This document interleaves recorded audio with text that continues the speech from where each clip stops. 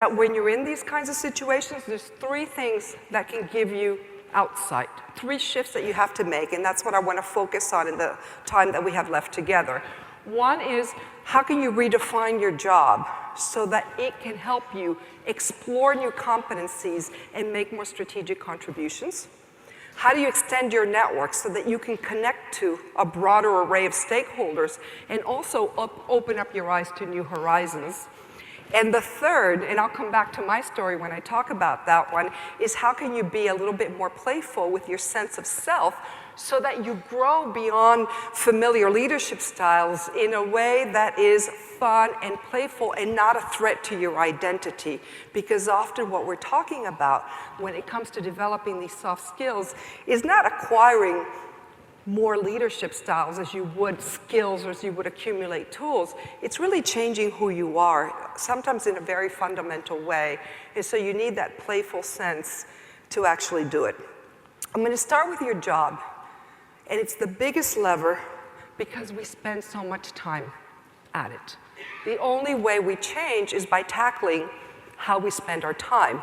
Now, I've been having fun asking my executives, how do they spend their time?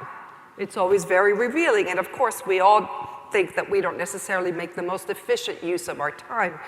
But I want you to guess what you think they said. I've been giving them 4 categories to consider. Which do you spend, and think for yourself, which do you spend more of your time doing? One is doing stuff yourself. Another is mobilizing people, getting buy-in, selling your ideas, persuading, influencing, cajoling, pushing, trying to get people to do stuff. Another is strategizing, which could be thinking about what's out there, what are the trends, what are opportunities, what are dangers that are lurking, and how can we experiment, put in place some projects to check those things out perhaps. And then the 4th is developing people, coaching and developing. Now, which do you think consistently gets the answer as the place I spent most of the bigger bulk of my time? Which do you think it is?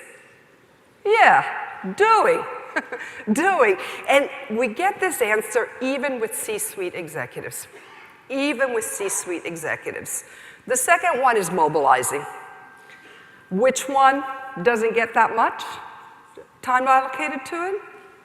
Strategizing. Developing people vary. Some people are into it and some people are not. But the one that universally people say they do not allocate enough time to is strategizing. Now, why is that? If it's true for you, think about why it is. The first answer that people normally give is, well, there's little time, we've got short-term pressures.